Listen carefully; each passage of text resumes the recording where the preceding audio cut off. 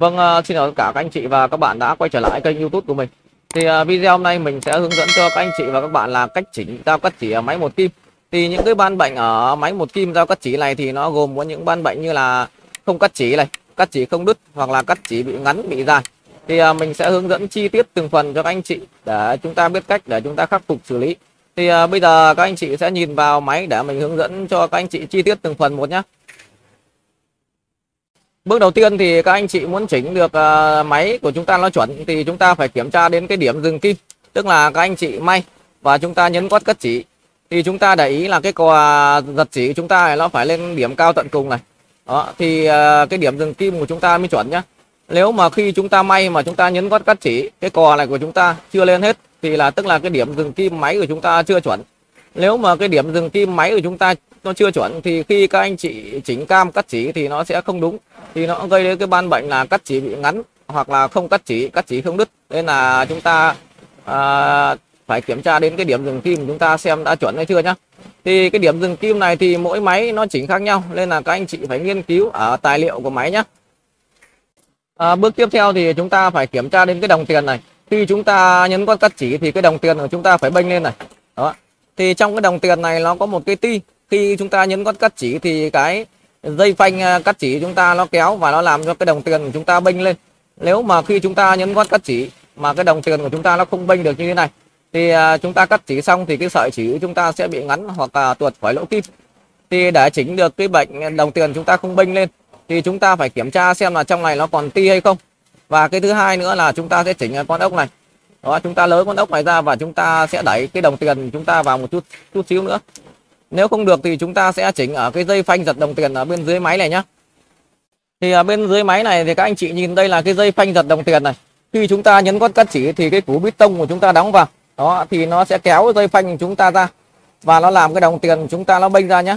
Nếu mà chúng ta để cái dây phanh này của chúng ta trùng quá thì khi chúng ta nhấn con cắt chỉ, cái bít tông nó đóng thì nó sẽ không kéo được cái dây phanh này, thì cái đồng tiền của chúng ta nó không há được. Thì để điều chỉnh được cái đồng tiền chúng ta há ít hay há nhiều thì một là các anh chị chỉnh cái con ốc này, chúng ta kéo căng nó ra, hoặc là chúng ta chỉnh ở cái phần vỏ này nhá. Thì các anh chị mở con ốc ra này. Đó. Thì chúng ta muốn cái đồng tiền chúng ta là há nhiều thì chúng ta kéo ra như thế này. Đó. Và chúng ta muốn cho cái đồng tiền chúng ta nó bênh ít thì chúng ta đẩy nó vào như thế này nhá. Đó. Thì các anh chị chỉnh làm sao cho nó phù hợp, đừng để nó trùng quá và đừng để nó căng quá. Nếu mà nó trùng quá thì nó sẽ không bênh được cái đồng tiền chúng ta ra, và nó căng quá thì cái đồng tiền chúng ta há to quá thì khi chúng ta cắt chỉ xong thì cái đồng tiền chúng ta nó không hồi lại nhé. Đó, nên là chúng ta chỉnh làm sao cho nó phù hợp ha. Bước tiếp theo thì chúng ta phải kiểm tra đến dao. Thì nó có hai con dao, một là con dao tĩnh và cái thứ hai nữa ở phía dưới này là con dao di động này, chúng ta có thể di chuyển được, mình gọi là con dao di động nhé. Thì khi chúng ta nhấn cắt chỉ thì con dao động của chúng ta nó nhao về đằng trước, thì cái mắt cắt đây chính là cái mắt cắt của con dao động này, nó sẽ đi qua cái lưỡi cắt của con dao tĩnh. Đó, đi qua con lưỡi cắt của con dao tĩnh khoảng 1 đến 2 ly. Đó, thì nó sẽ giúp máy của chúng ta cắt được sợi chỉ.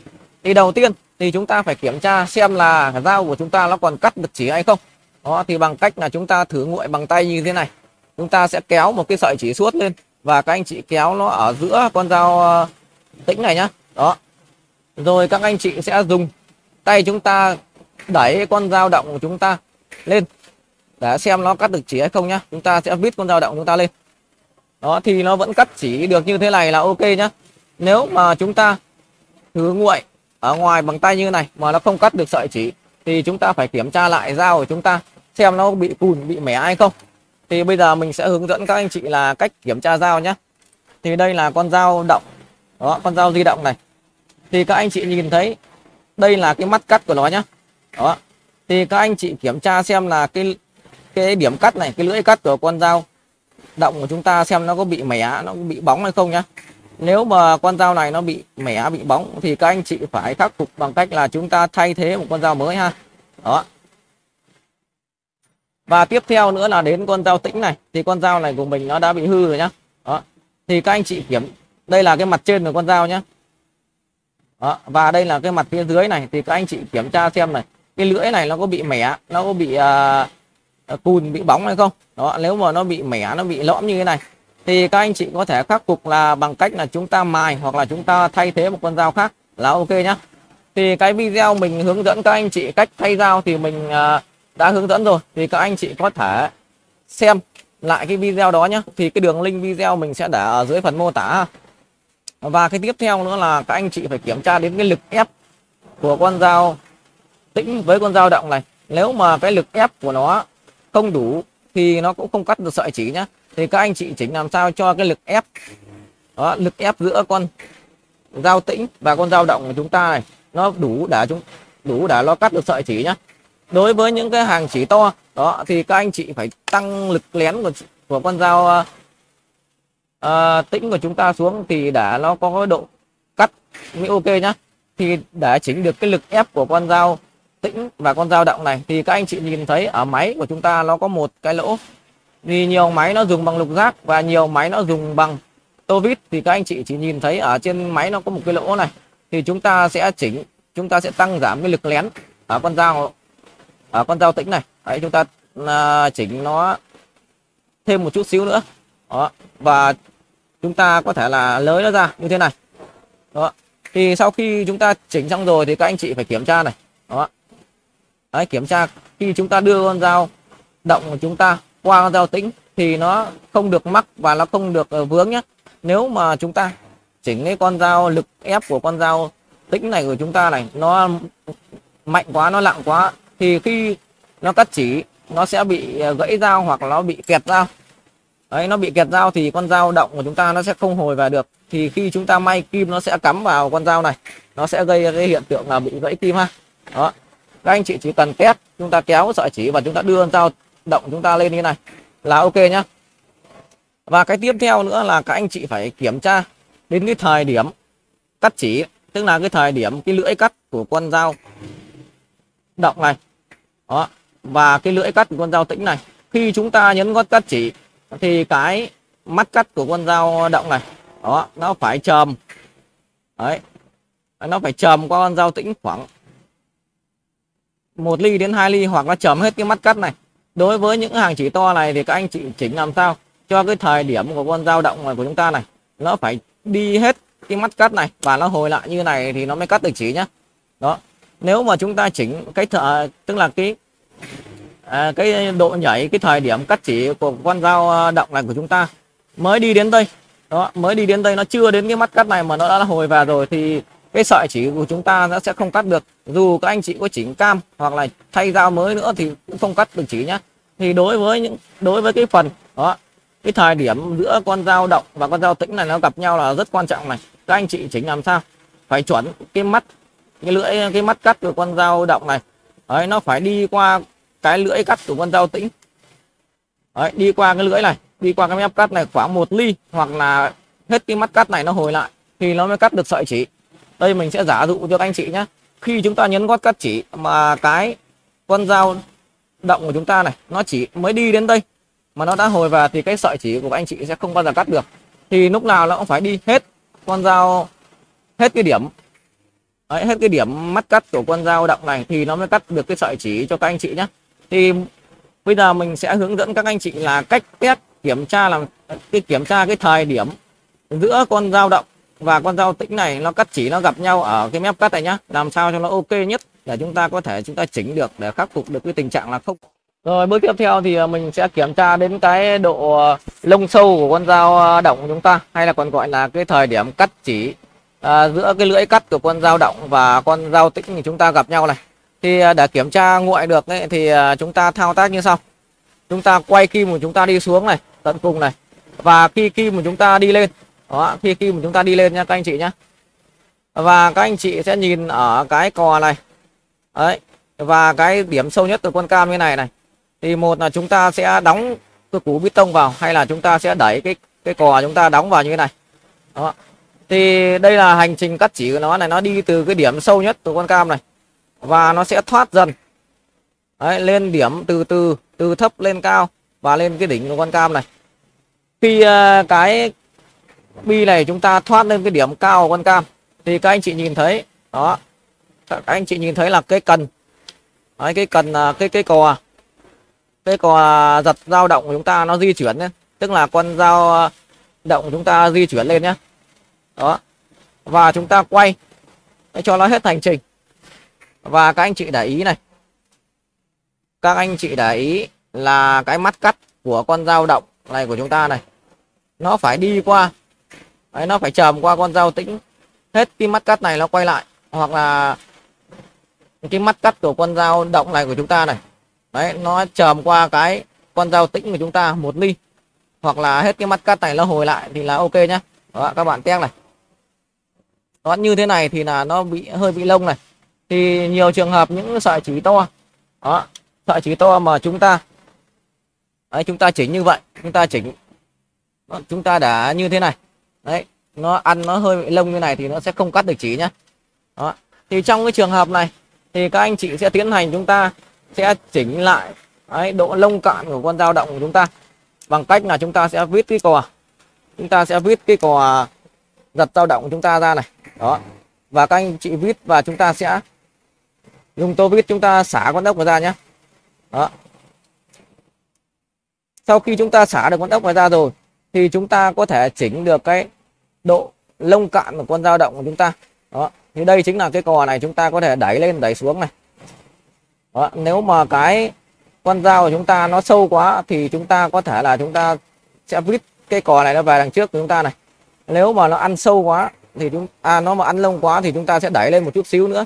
Thì con máy này đang gặp cái hiện tượng là con dao động của chúng ta đấy, cái mắt cắt của con dao động của chúng ta nó chưa tới lưỡi cắt của con dao tĩnh. Đó thì mình sẽ tiến hành, mình sẽ đẩy cái cò này lên một chút xíu này.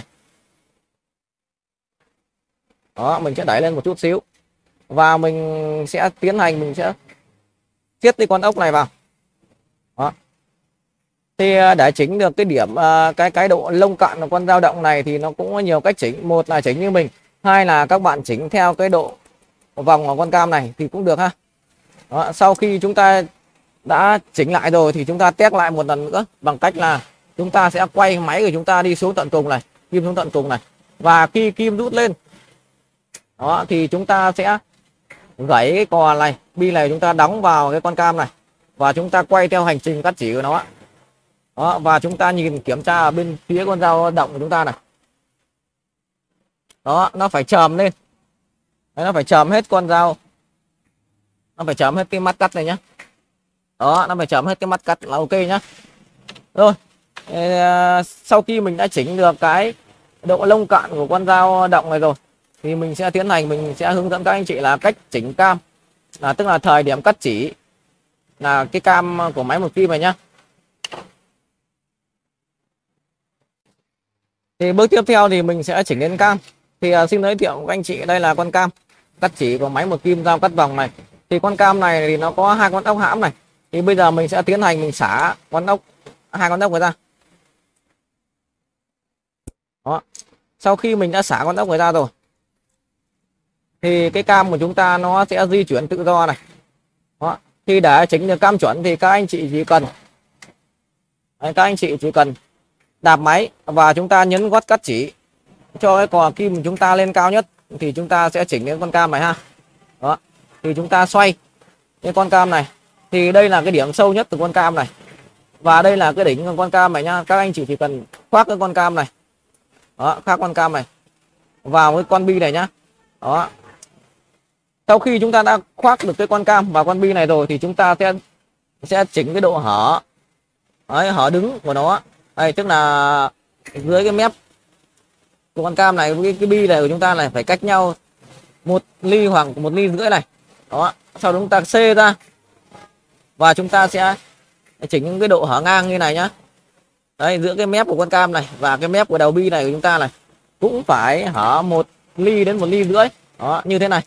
Sau khi chúng ta đã điều chỉnh được rồi thì chúng ta sẽ tiến hành, chúng ta sẽ siết con ốc cam này vào.